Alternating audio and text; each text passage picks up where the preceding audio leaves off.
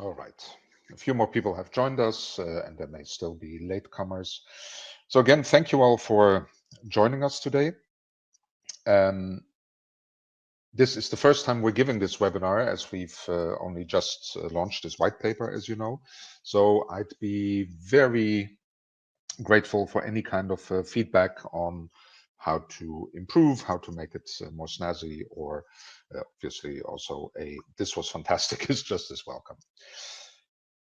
So today we want to talk about the future of the automotive dealership. I assume many of you have already seen the white paper. We'll go into the details a little bit more of, on the one hand, what are the disruptive forces that we're seeing in the market, but also what are the saving graces, where are actual opportunities, which leads to a number of survival scenarios, and at the very end, a couple of short-term fixes where we at FutureLab could help you quite immediately to help your dealerships. Let me introduce myself quickly. My name is Stefan Kolle. I'm the founder, one of the founders of FutureLab 15 years ago. We've been focused on customer experience, customer centricity, customer strategies ever since. And a lot of our business, I'd say up to almost half of our business, has always been with automotive companies. So you see a lot of well-known references in there, like Lexus, Toyota, Volkswagen, Mercedes, whom we've worked with great pleasure over the years. You may see an example or two out of the things we did with them. So jumping straight in, are we seeing the end of the automotive dealer? In the UK, in the US, in Germany, in the Netherlands, the situation is starting to get dire. Automotive dealerships have already halved from 2000 to 2015 in Germany, for instance, and is expected to halve yet again. And the same situation we see in the UK, we see in the Netherlands. So there is a major movement going on that is leading to a massive reduction of dealerships. Now, why is that the case? Well, there's a number of very important movements in society, in technology, in business that are having a negative impact on dealers. So one of the first one, and it's been talked about a lot, of course, over the past years, is, well, as we call it, digital fatality. Car sales are moving more and more online. And of course, while a lot of the sales are still taking place in the dealership, a lot of the rest of the process has moved online. 50% of the modern day car buyers start their buying process online. And of course, this is different country by country. In Western Europe, it's higher. In Eastern Europe, it's lower. But the general trend really leads there. And the key thing, the key element of this for the dealer is, of course, that it leaves less and less room for interacting and building a relationship with the customer. Because building that relationship creates a buffer, creates a safety, so that if maybe at some point something goes wrong during a visit, you don't lose the customer forever. Currently, in some countries, Canada, for instance, we already see that the typical buyer visits the dealership barely 1.1 times for buying a car, which means if you get it wrong during that one visit, you lose that customer forever. And a lot of the decisions that people take place before they actually visit the dealership. This is not just a marketing element, but the point is, of course, that where it used to be, look, I go to this dealership several times, build a relationship with the salesperson. He assists me in helping to find out what kind of model I need, what kind of car I need. Now, many people go with a preset negative emotion into the dealership. I do not trust you. I know what I want. Don't talk to me. Which, for instance, has led the largest BMW dealership in Belgium. They have a strict rule: do not approach the customer at least for 10 minutes. So they know if they approach the customer, if they start talking to him, chances are he will run away. because he's distrusting of your salesperson and he doesn't like the process. And we'll come back to that a little bit more. And this, of course, means that all the training you applied in the last years suddenly doesn't provide the value anymore, because you can't build that relationship. Also, internet used to be the most important information source until 2 weeks before the purchase.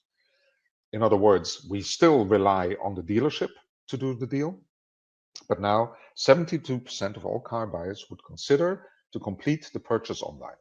Of course, there's always a gap between I consider and I do. We know that.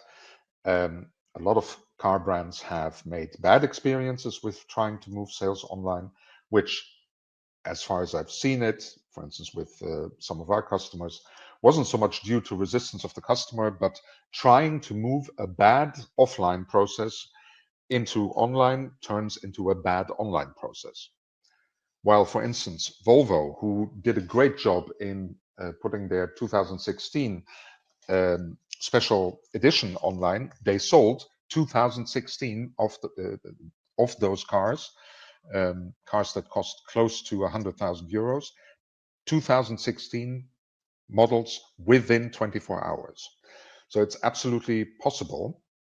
And again, if we see the number of dealership visits dropping consistently, it severely impacts the possibility we have as dealers to impact decisions. Of course, there's a major move towards mobility solutions. We see a major urbanization development, and this has, of course, been going on for hundreds of years, but by now, the majority of the global population lives in urban areas, which for many people reduces the need to actually have a car. Because in urban areas, congestion is severe. We see congestion charges being implemented in many countries. We see the prediction of future reduction or current reduction already of internal combustion engine cars allowed into the cities. The waste of time is matched by the waste in money by sitting in congested traffic. So there's a joint development, of course, also driven by ecological considerations, for people to start reducing their car usage. And this, for many people, actually leads to the conclusion, well, maybe I don't need a car. So just look at my own household. We are actually the typical classical two-car household, but we only have one that we use maybe 2 or 3 times a week, only for long drives, because we live in the city and it would be absolutely crazy to have a second car. So that leads to alternative mobility solutions.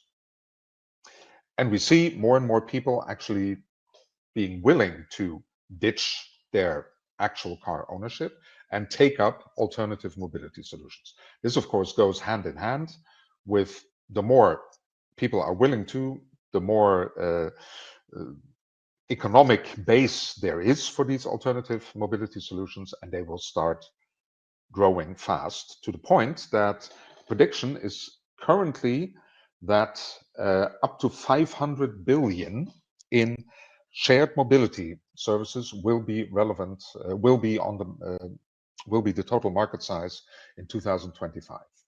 And when you see companies like Daimler, in other words, Mercedes, and BMW even join forces and start offering complete mobility services, which soon will allow them to actually offer subscriptions, etc.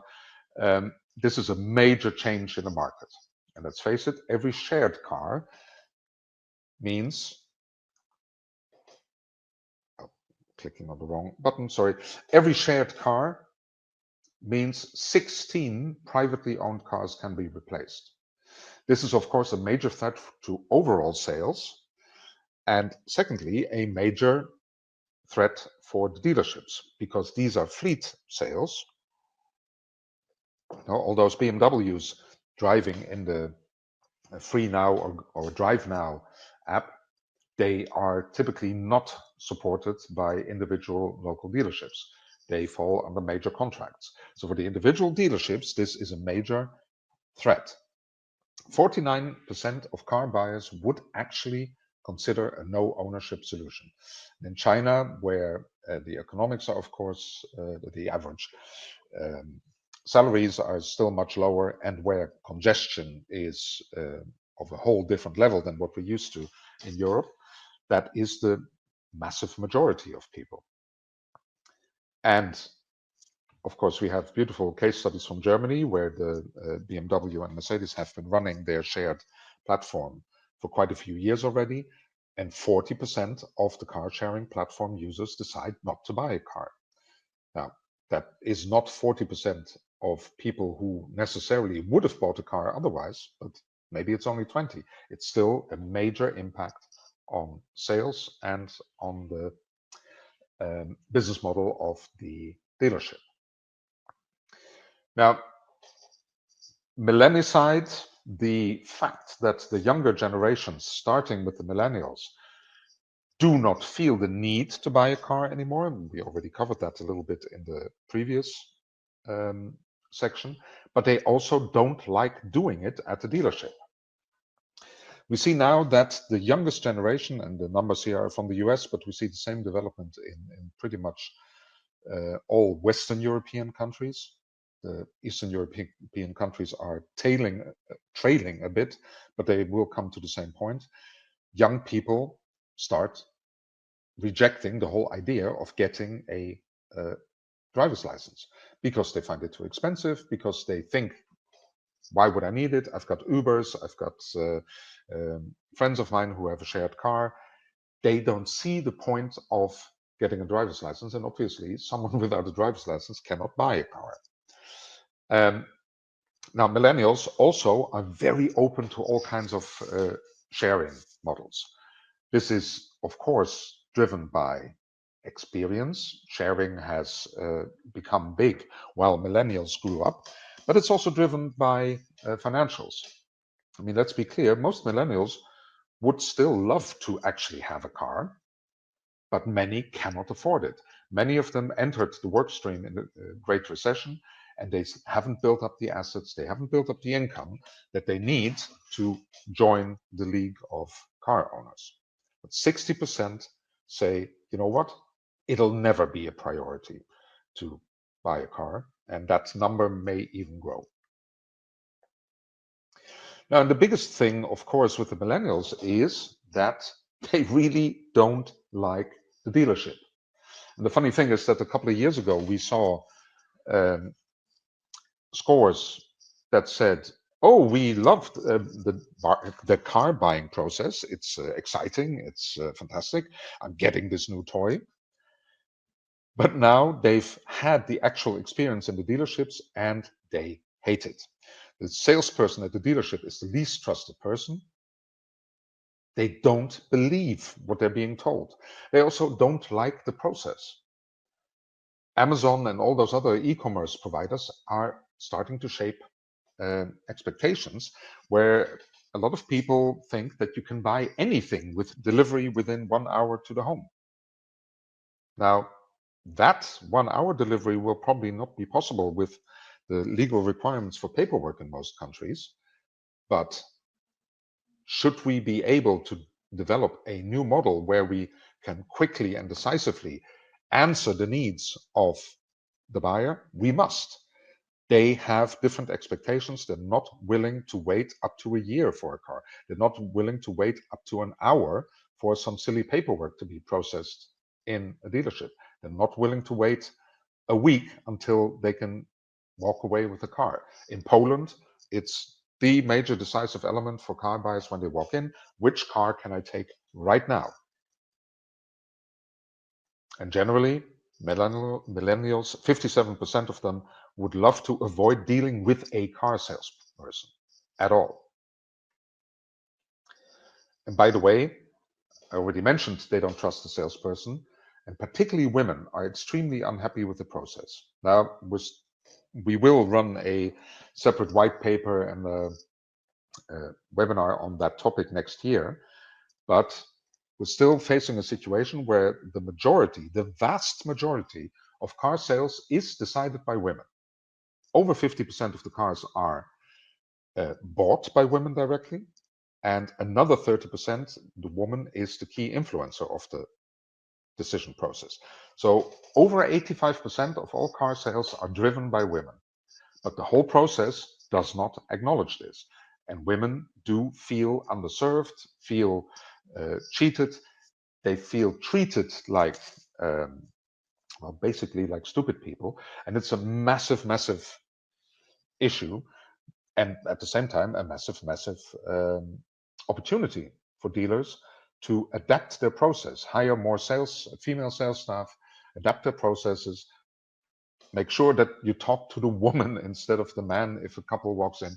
Simple things that can be solved relatively quickly. And through all of this, only 1% of the people say they like the current car retail process. Can you imagine this? 1% of your customers says they like the process you're offering them. And that, of course, leads to losing the sale as well. And of course, they don't have the right vehicle is a major reason for finishing the visit to a car dealership. And that's a whole different story. But for instance, 16% is due to poor sales experience. In other words, 1 in 8, if not more, but at least 1 in 8 of the cars you could have sold, you're not selling because you're not delivering the right experience. That, of course, is for us at FutureLab a major topic. And I think anybody would very much appreciate a 15 to 20% lift in sales, a lift in conversions. So millennials don't have the money to be able to buy. They don't have the understanding that they must buy because there's so many other options offered to them. And they don't like the process. They don't like going to the current sales channels that are offered. So we're not serving our future customers, because let's face it, millennials are still only relatively young, but we're not serving our future customers particularly well, and we stand no chance of bringing them to a dealership to become loyal customers if we don't change our behavior now. And of course, on the other side, we hear it from the dealers all the time. Hey, we understand this and we would love to act differently and we would love to deliver a better experience, but the importer puts customer experience standards on us, but doesn't give us the resources, or the headquarters, the OEM. My people are trained to sell and repair cars, not to do small talk. We only get 15 minutes with the customer. I'm sure most of you who are in the dealership business recognize this. I was talking to Polish Volkswagen dealers who said, every customer that walks in, we can talk to for 15 minutes, and then we need to spend more than an hour in processing them administratively, which is, of course, not the way to be able to deliver a great experience. So there's a lot of room for improvement in this particular field. Now, one thing that really puzzles me at this moment, we see a major move towards electrical vehicles. But dealerships would rather, it seems at times, not sell you a car than sell you an electrical vehicle. The reality is that classical internal combustion engine vehicles are moving towards the exit. Now here we have 50% of automotive executives believe that BEVs, battery electric vehicles, are the #1 key trend. I'm sure if we were to do a research right now, it's probably more like 95%. We've seen the ouster of the BMW CEO just 2 weeks ago because he didn't put enough attention to electrical vehicles. So we see a real move towards electric Also, because I already mentioned it before, more and more cities saying, hey, by 2030, you can only drive in here if electric. At the same time, a lot of the obstacles, the barriers that we were seeing in buying electric are being removed. The price drop is massive. I drive a Tesla myself, and I can buy a car with a 50% higher range and higher efficiency for 30% less than the car I bought 4 years ago. So soon, within a few years, electric will match the price point of classical ICE cars. At the same time, there is, of course, a unification or a standardization across platforms. So you see that Volkswagen will put out 30 to 40 models on the same platform. It's basically, they call it a skateboard. And it means that everybody has very similar drivetrains, everybody has very similar vehicle handling statistics. So it really becomes about how is the experience you're delivering around it. And this, of course, has a major impact. The whole move towards electrical vehicles has a major impact on the business of dealerships because there's much less maintenance. Again, I mentioned I have a Tesla. I spent over the 4 years that I have that Tesla, 250 euros on maintenance. That's all. A similar BMW would have cost me at least 2,500 in maintenance. I'm not mentioning tires, that's a separate category, but even there, my Tesla used less tires than my Audi before. So there's a major reduction in the amount of spare parts and the amount of maintenance, which of course for most dealers is a major part of their earnings model, if not the major part. At the same time, we see, and we've just done some mystery shopping here in Belgium in the last month, we see that car dealers do everything not to have to sell you an electrical car. And we truly don't understand it. They probably think, I mean, on the one hand, we do understand it because they see the diminished return on their long-term revenue from the electrical car. But the reality is, of course, that people will then just go somewhere else. Dealers have to adapt to this new reality. People will buy electric. And in the same way, we, of course, see the autonomous driving building up quickly. Most customers would love to have usage of these autonomous driving or these assistive features.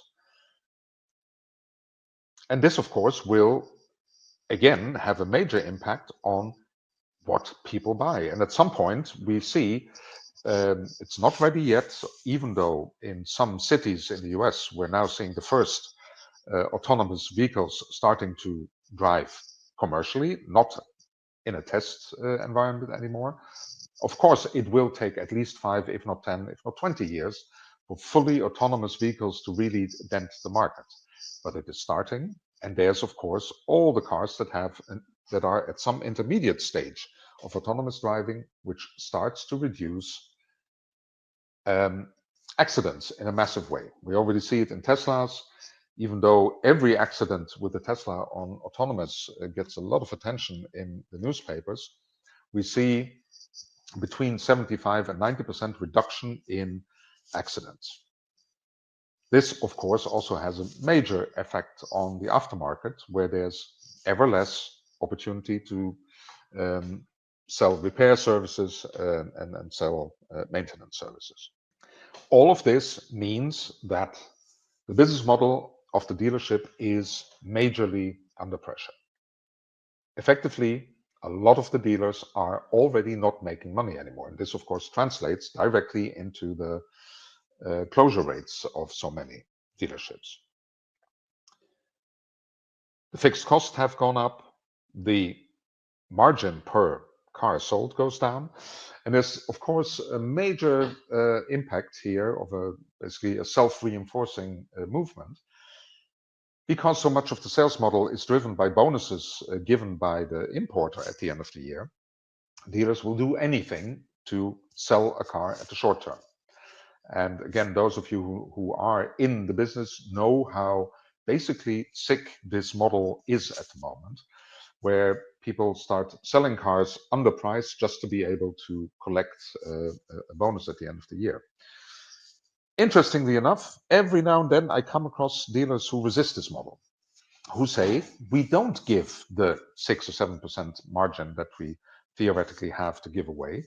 We don't give it away. We sell our cars at full margin. And I've met one of those dealers in Poland.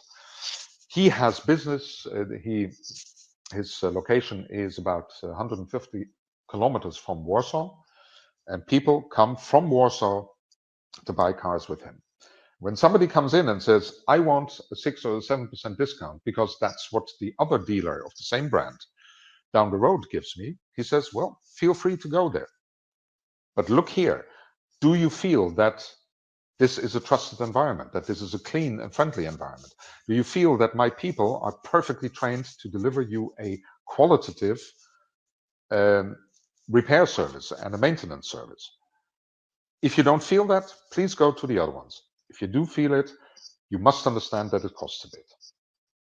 And he sells the same amount of cars as the other guy down the road.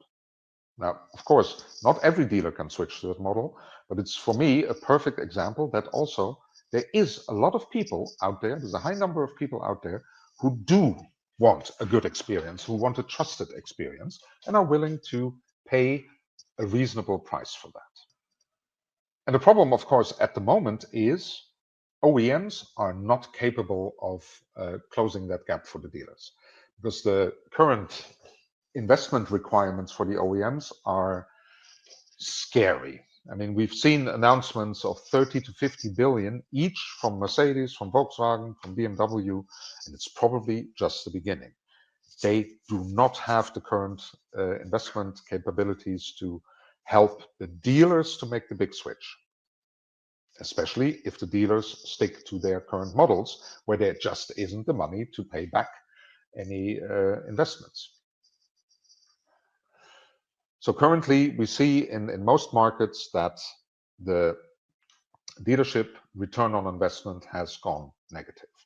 And this is, of course, not long-term. This cannot be maintained in the long term, because then we end up with this massive reduction in dealerships. And you don't want to be the one. I know there are some people from actual dealership networks in the call. You do not want to be the one that has to close. So that all looks quite scary. Are we looking at a flat line in developments? Well, we like to think that there are possibilities out there. So at the end of the day, there's a couple of things that really still allow to make a difference. There is the human touch. Yes, a lot of things have to go digital, have to go multi-channel and omni-channel, but at the same time, a major part of humanity still loves a good human touch. I have to emphasize the good one. The current one, where you get arrogantly mistreated in many dealerships when you walk in, is of course not the human touch we're looking for. There is still the need for a test drive. For years to come, there will still be a majority of the people who absolutely want to have a test drive. A car is a major investment, and you don't just switch cars without having tested it. Now, having said that, there's of course also things like Tesla, where there's a big stimulus on current owners to deliver the test drive to potential future owners. So we still don't need a dealership for that. Of course, the used car market has still a lot of life in it, even though there's pressures there as well. There's the fact of non-urban life. We focus a lot on the threats of urbanization for car providers. However, a lot of humanity still lives outside of the city, and then you just need a car. And there's a lot of need for service, and there's a lot of opportunity to making service special, because underlying all of this is great customer experience. Think about how you can deliver the matching experience for your customer. So let's look at how that translates into a couple of survival scenarios.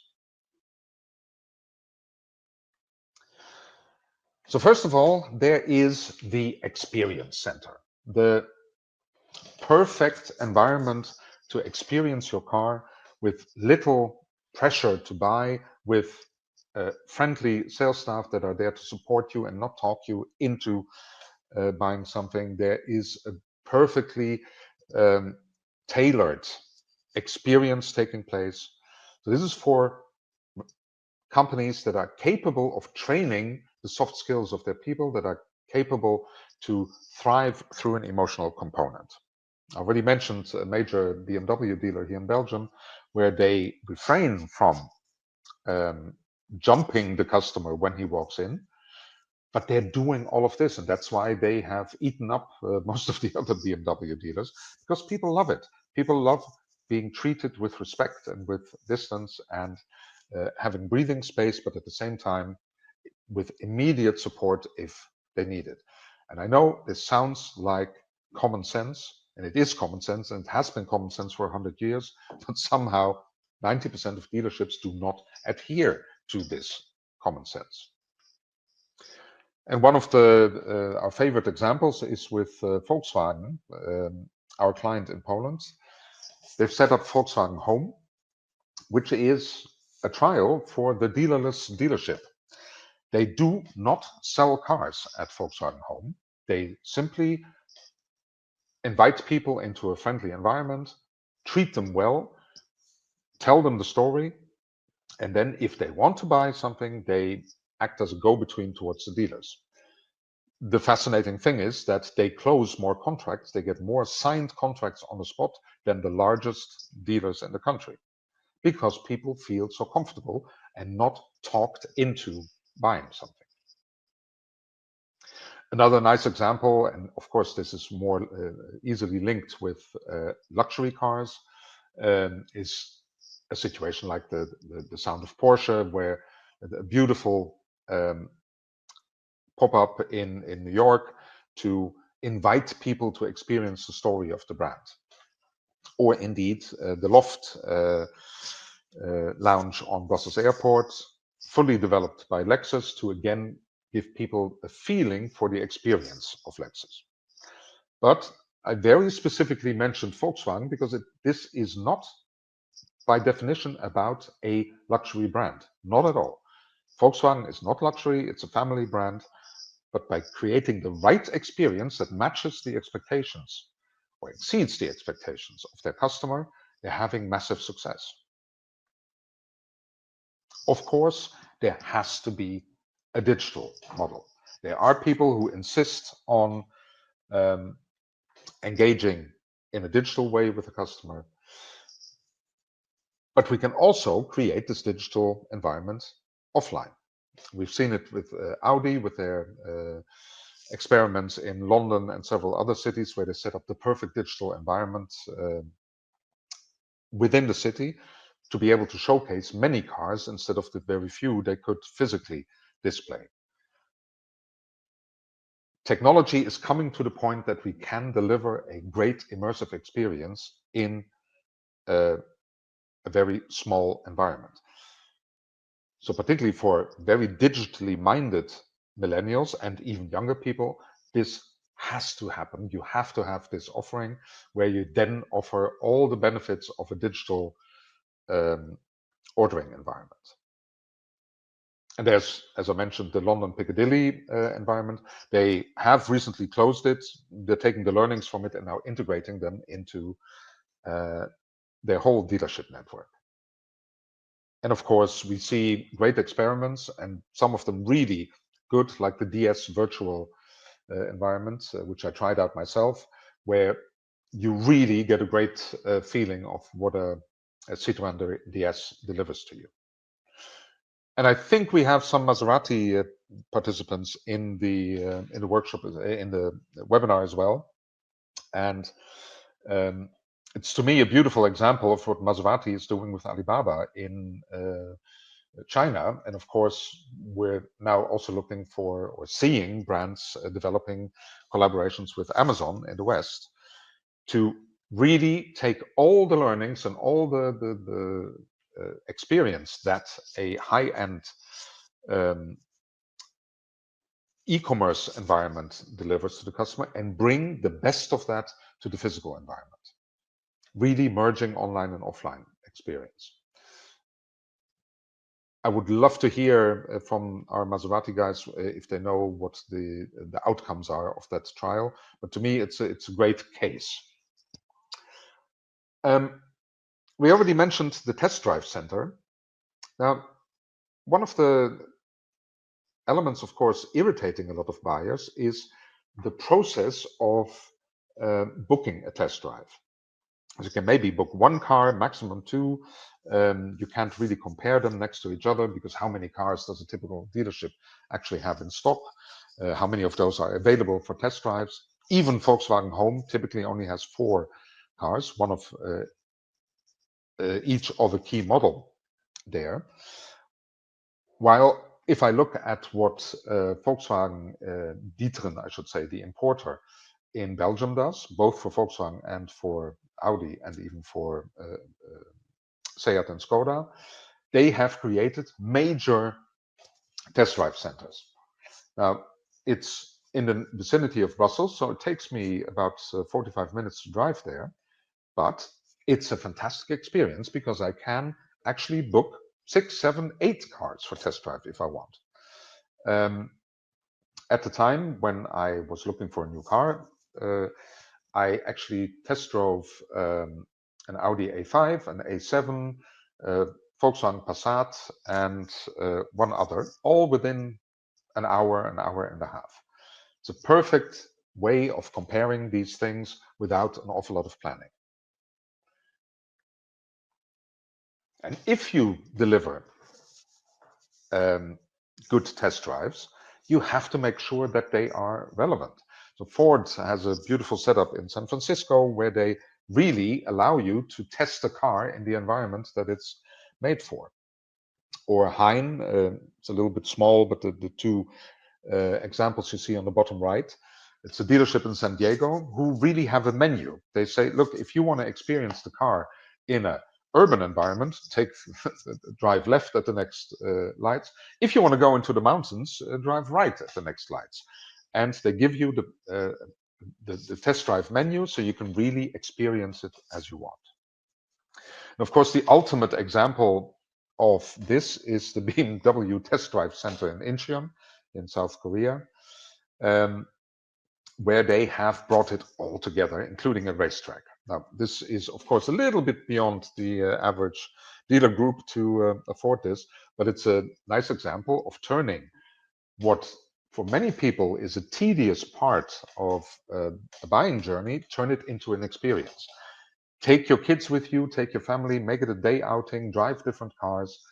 Now, what do you think is the conversion rate of somebody who went for that experience? Would it be 95%, 97%? I think it's pretty high versus the conversion rate we see in the typical dealership. A whole different approach is the mobility provider. Don't try to fight the movement, become the movement. It is for me incomprehensible, and I've done a lot of search. I have not found a dealer who has really adopted this model. Why don't you, especially as an urban dealer, become the hub for all the mobility needs of your customers? For instance, why don't you set up a major parking location so that people who live outside the city can drive to you, park their car, and switch to one of the many multimodal mobility options that you offer? Do it in combination with one of the like the Finnish company, I'm sorry, the name escapes me right now, but who offer an integrated app for car rental, scooter rental, bicycle rental, public transport, etc. And you become the hub. So instead of losing your customers to these other mobility services, you actually start offering them. Mobility as a service is going to be a major drive. So adopt it, go for it. In the same way, why not moving towards a subscription model? We see a lot of subscription tests being run at the moment. The thing is, your instinctive reaction might be, oh yeah, but isn't that a lease? No, you subscribe to a full-scale, either a car environment or even a full-scale mobility environment. In the Netherlands, the first tests about the full-scale mobility environment, where people simply pay a flat fee of 600-700 euros a month for unlimited mobility across all modes, public transport, car, scooter, etc. Or at a simpler level, we see the big tests by, for instance, Audi, Volkswagen, etc., where they say, look, you subscribe to a car, but you tell us day by day what kind of car it is you need. Because sometimes you need a small city vehicle, sometimes you need a big estate because you're going on holiday. We simply deliver to you the car that you need at this particular moment. It's hard to see, but bottom left is an example of a we rent you your Uber car for 300 euros dollars a month. Of course, this takes a lot of money, and the tests are run by the brands, by the OEMs. However, in the US already, there are investment groups that help individual dealers to switch to this model. Where are they in Europe? At the opposite of this is, hey, I just want a car. The buy and drive. You come in and you drive away with a car. And a perfect example is here in Belgium again, Cardoon. They call themselves a car supermarket, and that's really what they are. It's a superstore. Yes, they have a lot of second-hand cars, and that's, funnily enough, how most consumers still know them. But effectively, they have 1,000 new cars of 25 brands available for immediate buying and driving away. And with that, Cardoon is growing and growing and growing and slowly usurping the Belgian market, because there is a major market for that. And one key remark, of course, for all of this, none of these 10 scenarios answers the needs of 100% of the market, or even 50 or even 30% of the market. But if each of them answers 10% of the market, each of them delivers a survivability model to a dealership group or even an importer. Then we have the relaxed service center. With the major part of the revenues of dealerships coming out of after sales service anyway, why not take it to the next level and really pump it up and really make it a great experience, where you have adjacent services, spa treatments, hairdressers, but also you give the people alternative transport while they wait, and not just a replacement car, but also a scooter or an electric bike or whatever. Give them a menu of things to do in the neighborhood. Turn the car service into an experience instead of a nuisance.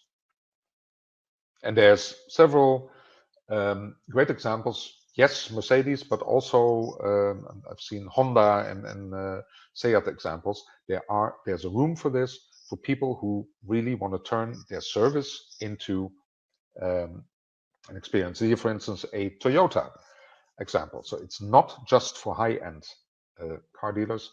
It's an offering that works across all segments. The off-road dealer, we mentioned it before, of course, there's still a lot of opportunity in the non-urban square. And I think there's a major opportunity for specialists in off-road.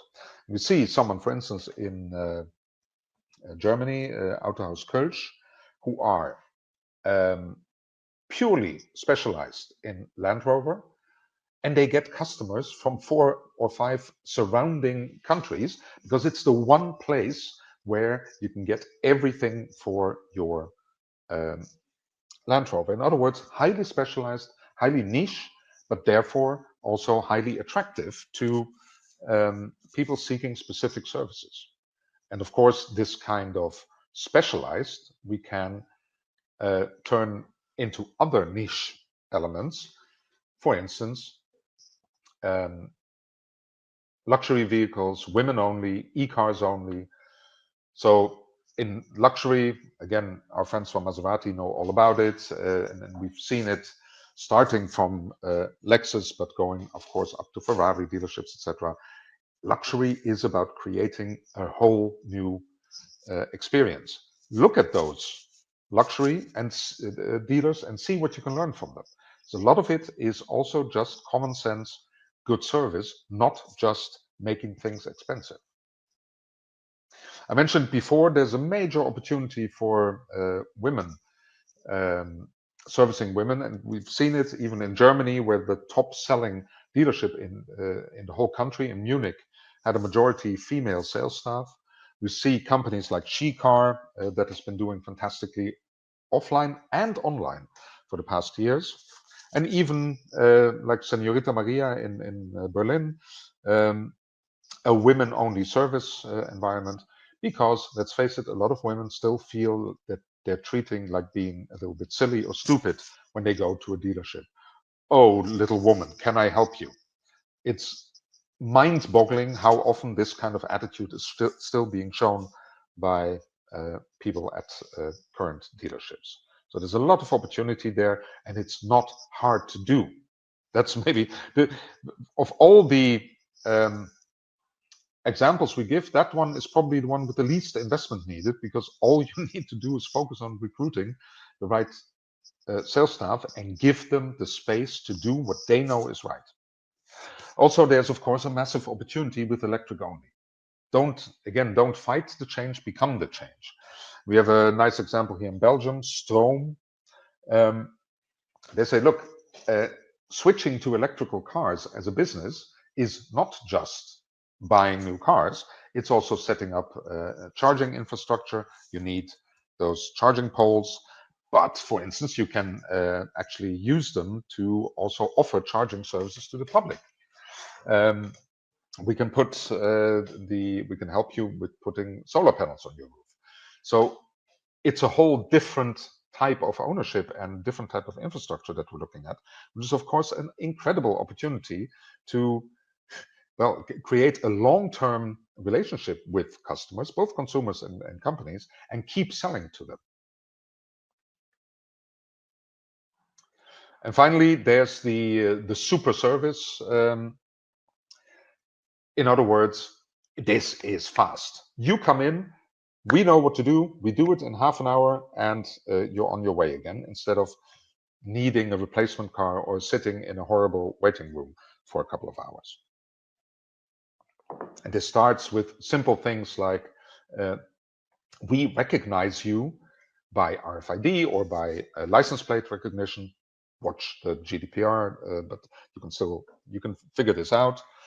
And you know who's coming in, and the right service person can walk up to the customer immediately and say, well, shall I start on your transmission?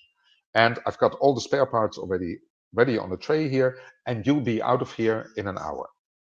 Do you want an electrical scooter in the meantime? Probably not, but simply making sure that you have the best and the fastest service in the industry. Now, within the space of even a 1 hour webinar, there's of course only so far that we can deep dive. We can talk a lot more about these, but let me ensure you the consumer is ready for these changes. We see an incredibly conservative business who is facing either change or extinction. The customer wants the changes. You have to do them for economic reasons. So let's move. Find those investors, because they're out there. Talk to your importers, or send your importers to us to talk with us, and we can start this process. And at the very end, now obviously all of this is not a sales presentation, but I still wanted to highlight a couple of things where we can come to your assistance to also look at how do we survive in the meantime? How do we increase our sales? You heard me talk about customer experience a lot, but there's also things like actual sales conversion, because one of the things that we see is a bad sales experience is often driven by a mismatch between the personality of the buyer and the seller or the salesperson. We have a method to change that, to very easily determine within 10 seconds what is the persona of this buyer that's now coming in, and which of the salespeople would match this person best from a personality. I ask you to think, how many sales have you lost in your dealership in the past week or in the past month due to mismatch of personalities, and what it would do for your bottom line if you just sold one car extra per dealership per month because you have a better match. We'll gladly talk to you about this in a bit more detail. And from a customer experience point of view, of course, that is our starting point. We've done this with many importers. We've done this with Lexus across Europe. What is your actual current CX that you're delivering, and where are the priority improvements? We get you 10 defined prioritized projects, how you can quickly and affordably improve the customer experience to not lose customers to this anymore. Again, we'll gladly talk to you about that in a bit more detail. And we have a quite broad range of services to help at the dealership level, to help at the importer level, or even at the OEM level. So with that, I would like to open the floor for questions or remarks. Okay, two questions. First, Arno. Of course, many of the dealerships that have gone off the market were bought by another group, but I don't have the specific numbers on this, but I'd say it was about 1/3 where we see mergers and takeovers, and 2/3 of the disappeared dealerships have actually closed. So the actual closure rates, the bankruptcy rates of dealerships is quite high.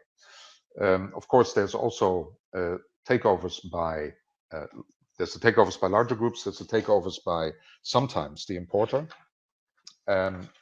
So it's a mix of those things. Bottom line is, for the individual standalone dealership, the business is quite hard. Matthias says the alternatives we're describing will not fly legally within a franchised environment. Of course, not all of them, but some do.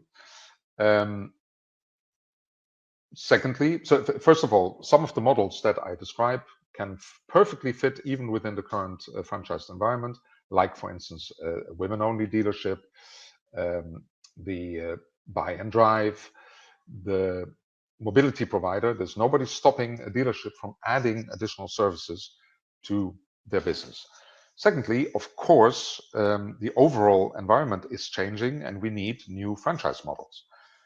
Franchise models and the legal environment around them are quite different in all European countries. But the task is, of course, just as much on the importers and on the OEMs to create a better environment to allow for these changes. For instance, I gave you the Volkswagen Home example in Poland. The reality is, and that's, for instance, one thing that Matthias refers to, Volkswagen is not allowed to exploit this themselves. They need to. So currently, it is the Volkswagen Home is run by a creative agency to sidestep this particular problem. So yes, some of these models can definitely not be executed within the current franchise, but there's a task for everyone to change the legal situation in that sense. Any other questions? Well, I'm looking forward to receiving some feedback, either here or sent to me by email or via LinkedIn.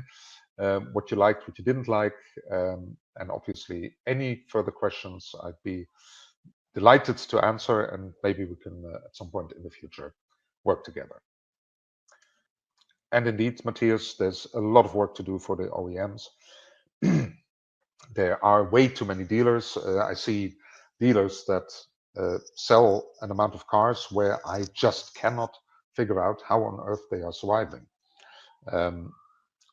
In Poland, for instance, we have dealerships that only survive because they do discounted sales to the German market, which is, of course, a strange business model. Let's put it that way.